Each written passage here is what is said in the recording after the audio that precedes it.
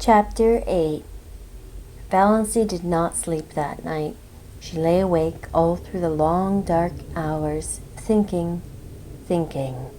She made a discovery that surprised her. She, who had been afraid of almost everything in life, was not afraid of death. It did not seem in the least terrible to her, and she need not now be afraid of anything else. Why had she been afraid of things? Because of life. Afraid of Uncle Benjamin because of the menace of poverty and old age. But now she would never be old, neglected, tolerated. Afraid of being an old maid all her life, but now she would not be an old maid very long.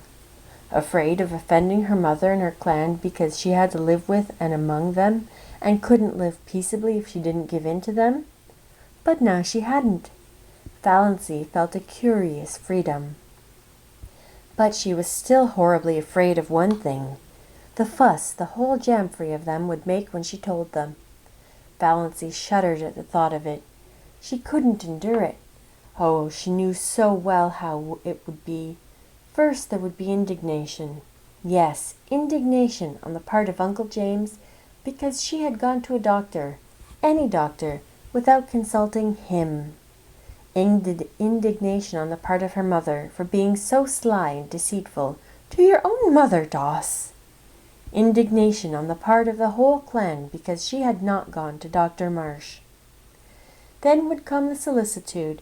She would be taken to Dr. Marsh, and when Dr. Marsh confirmed Dr. Trent's diagnosis, she would be taken to specialists in Toronto and Montreal.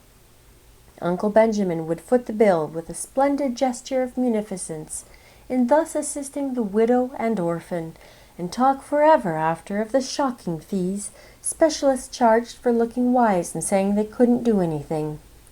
And when the specialist could do nothing for her, Uncle James would insist on her taking purple pills. I've known them to effect a cure when all the doctors had given up. And her mother would insist on Redfern's blood bitters, and Cousin Stickles would insist on rubbing her over the heart every night with Redfern's liniment on the grounds that it might do good and couldn't do harm. And everybody else would have some pet dope for her to take. Dr. Stalling would come to her and say solemnly, "You are very ill. Are you prepared for what may be before you?" Almost as if he were going to shake his forefinger at her, the forefinger that had not grown any shorter or less knobbly with age. And she would be watched and checked like a baby, and never let do anything or go anywhere alone. Perhaps she would not even be allowed to sleep alone, lest she die in her sleep. Cousin Stickles or her mother would insist on sharing her room and bed. Yes, undoubtedly they would. It was this last thought that really decided Valency. She could not put up with it, and she wouldn't. As the clock in the hall below struck 12, Valency suddenly and definitely made up her mind that she would not tell anybody. She had always been told, ever since she could remember, that she must hide her feelings. It is not ladylike to have feelings, Cousin Stickles had once told her disapprovingly. Well, she would hide them with a vengeance. But though she was not afraid of death, she was not indifferent to it. She found that she resented it. It was not fair that she should have to die when she had never lived. Rebellion flamed up in her soul as the dark hours passed by, not because she had no future, but because she had no past. I'm poor, I'm ugly, I'm a failure, and I'm near death, she thought.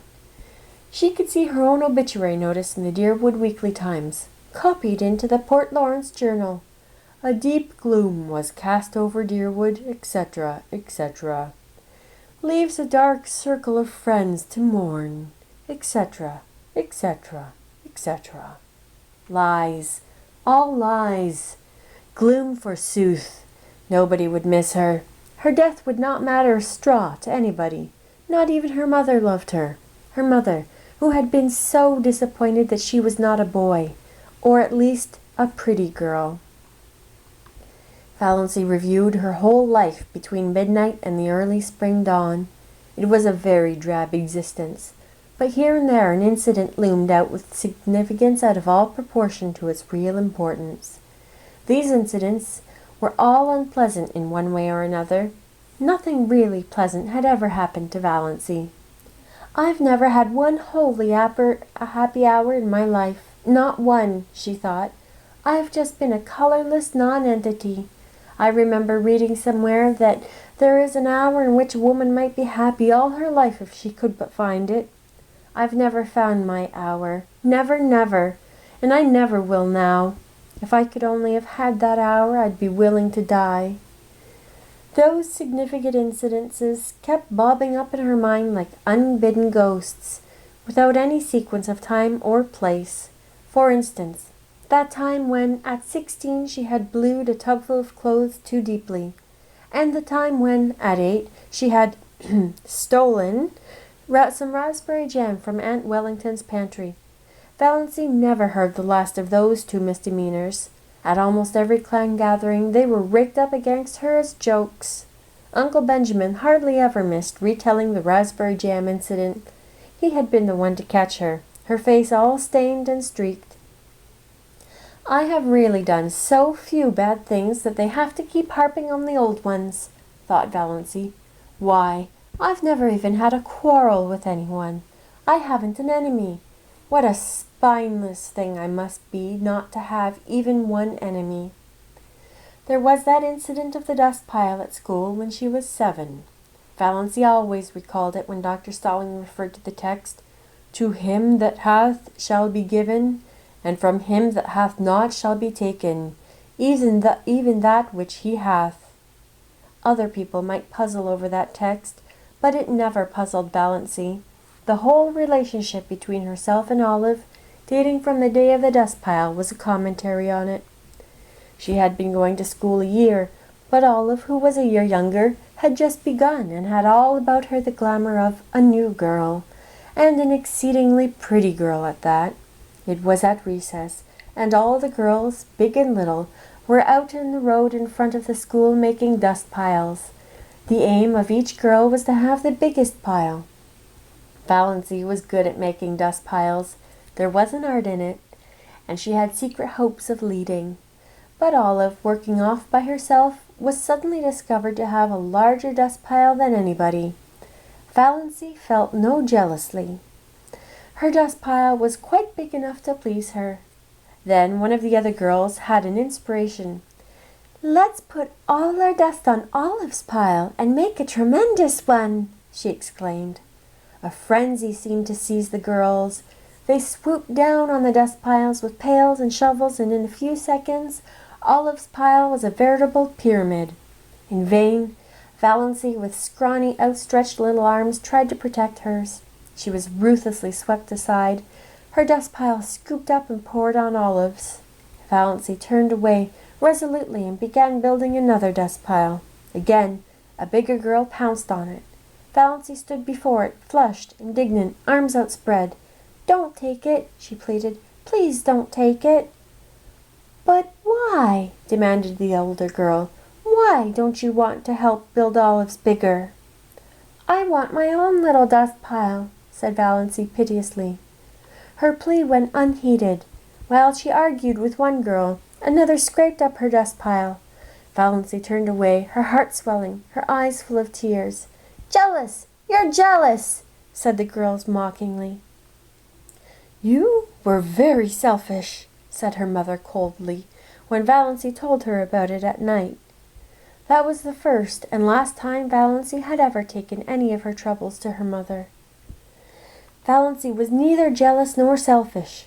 It was only that she wanted a dust pile of her own. Small or big mattered not. A team of horses came down the street. Olive's dust pile was scattered over the roadway. The bell rang. The girls trooped into school and had forgotten the whole affair before they reached their seats. Valancy never forgot it. To this day she resented it in her secret soul. But was it not symbolical of her life? "I've never been able to have my own dust pile," thought Valancy. The enormous red moon she had seen rising right at the end of the street one autumn evening of her 6th year. She had been sick and cold with the awful, uncanny horror of it, so near to her, so big. She had run in trembling to her mother, and her mother had laughed at her. She had gone to bed and hidden her face under the clothes in terror lest she might look out the window and see that horrible moon glaring at her through it. The boy who had tried to kiss her at a party when she was 15, she had not let him. She had evaded him and run. He was the only boy who had ever tried to kiss her. Now, 14 years later, Valency found herself wishing that she had let him. The time she had been made to apologize to Olive for something she hadn't done. Olive had said that Valency had pushed her into the mud and spoiled her new shoes on purpose. Valency knew she hadn't. It had been an accident, and even that wasn't her fault. But nobody would believe her. She had to apologize and kiss Olive to make up. The injustice of it burned in her soul tonight. That summer, when Olive had the most beautiful hat, trimmed with creamy yellow net, with a wreath of red roses and little ribbon bows under the chin, Valency had wanted a hat like that more than had ever wanted anything. She pleaded for one and had been laughed at. All summer, she had to wear a horrid little brown sailor with elastic that cut behind her ears. None of the girls would go around with her because she was so shabby. Nobody but Olive. People had thought Olive so sweet and unselfish. I was an excellent foil for her, thought Valency. Even then she knew that. Valency had tried to win a prize for attendance in Sunday school once, but Olive won it. There were so many Sundays Valency had to stay home because she had colds. She had once tried to say a piece in school one Friday afternoon and had broken down in it. Olive was a good reciter and never got stuck.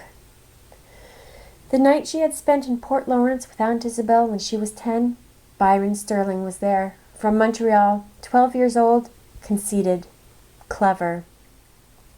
At family prayers in the morning, Byron had reached across and given Valency's thin arm such a savage pinch that she screamed out with pain. After prayers were over, she was summoned to Aunt Isabel's bar of judgment. But when she said Byron had pinched her, Byron denied it. He said she cried out because the kitten scratched her. He said she had put the kitten up on her chair and was playing with it when she should have been listening to Uncle David's prayer. He was believed. In the Sterling clan, the boys were always believed before the girls. Valency was sent home in disgrace because of her exceeding bad behavior during family prayers, and she was not asked to Aunt Isabel's again for many moons. The time Cousin Betty Sterling was married, somehow Valency got wind of the fact that Betty was going to ask her to be one of her bridesmaids. Valency was secretly uplifted. It would be a delightful thing to be a bridesmaid, and of course she would have to have a new dress for it. A pretty new dress. A pink dress. Betty wanted her bridesmaids to dress in pink. But Betty had never asked her after all. Valency couldn't guess why. But long after her secret tears of disappointment had been dried, Olive told her. Betty, after much consultation and reflection, had decided that Valency was too insignificant. She would spoil the effect. That was 9 years ago, but tonight Valency caught her breath with the old pain and sting of it. That day in her 11th year, when her mother had badgered her into confessing something she had never done, Valency had denied it for a long time, but eventually, for peace's sake, she had given in and pleaded guilty. Mrs. Frederick was always making people lie by pushing them into situations where they had to lie. Then her mother had made her kneel down on the parlor floor between herself and Cousin Sickles and say, "Oh God, please forgive me for not speaking the truth." Valency had said it, but as she rose from her knees, she muttered, "But, oh God, you know I did speak the truth." Valency had not then heard of Galileo, but her fate was similar to his. She was punished just as severely as if she hadn't confessed and prayed. The winter she went to dancing school. Uncle James had decreed she should go and had paid for her lessons. How she had looked forward to it, and how she had hated it. She had never had a voluntary partner. The teacher always had to tell some boy to dance with her, and generally he had been sulky about it. Yet Valency was a good dancer, as light on her feet as thistledown. Olive, who never lacked eager partners, was heavy. The affair of the button string when she was 10. All the girls in school had button strings. Olive had a very long one with a great many beautiful buttons. Valancy had one. Most of the buttons on it were very commonplace, but she had 6 beauties that had come off Grandmother Sterling's wedding gown. Sparkling buttons of gold and glass, much more beautiful than any Olive had. Their possession conferred a certain distinction on Valancy. She knew every little girl in school envied her the exclusive possession of those beautiful buttons. When Olive saw them on the button string, she had looked at them narrowly, but said nothing then. The next day Aunt Wellington had come to Elm Street and told Mrs. Frederick that she thought Olive should have some of those buttons. Grandmother Sterling was just as much Wellington's mother as Frederick's. Mrs. Frederick had agreed amiably. She could not afford to fall out with Aunt Wellington. Moreover, the matter was of no importance whatever. Aunt Wellington carried off 4 of the buttons, generously leaving 2 for Valancy. Valancy had torn these from her string and flung them on the floor. She had not yet learned that it was unladylike to have feelings, and had been sent supperless to bed for the exhibition. The night of Margaret Blunt's party. She had made such pathetic efforts to be pretty that night. Rob Walker was to be there, and 2 nights before, on the moonlit veranda of Uncle Herbert's cottage at Mistawis, Rob had really seemed attracted to her. At Margaret's party, Rob never even asked her to dance, did not notice her at all. She was a wallflower, as usual. That, of course, was years ago. People in Deerwood had long since given up inviting Valancy to dances, but to Valancy its humiliation and disappointment were of the other day. Her face burned in the darkness as she recalled herself, sitting there with her pitifully crimped, thin hair and cheeks she had pinched for an hour before coming, in an effort to make them red. All that came of it was a wild story that Valancy Sterling was rouged at Margaret Blunt's party. In those days in Deerwood, that was enough to wreck your character forever. It did not wreck Valancy's, or even damage it. People knew she couldn't be fast if she tried. They only laughed at her. I've had nothing but a second-hand existence, decided Valancy. All the great emotions of life have passed me by. I've never even had a grief. And have I ever really loved anybody? Do I really love Mother? No, I don't.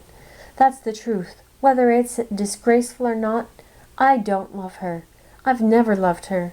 What's worse, I don't even like her. So I don't know anything about any kind of love. My life has been empty. Empty. Nothing is worse than emptiness. Nothing! Valancy ejaculated the last nothing aloud passionately. Then she moaned and stopped thinking about anything for a while. One of her attacks of pain had come on. When it was over, something had happened to Valancy, perhaps the culmination of the process that had been going on in her mind ever since she had read Dr. Trent's letter. It was 3 o'clock in the morning, the wisest and most accursed hour of the clock, but sometimes it sets us free. I've been trying to please other people all my life and failed, she said. After this I shall please myself. I shall never pretend anything again. I've breathed an atmosphere of fibs and pretenses and evasions all my life. What a luxury it would be to tell the truth. I may not be able to do much that I want to do, but I won't do another thing that I don't want to do. Mother can pout for weeks. I shan't worry over it. Despair is a free man. Hope is a slave. Valancy got up and dressed, with a deepening of that curious sense of freedom. When she had finished with her hair, she opened the window and hurled the jar of potpourri over it into the next lot. It smashed gloriously against the schoolgirl complexion on the old carriage shop. I'm sick of the fragrance of dead things, said Valancy.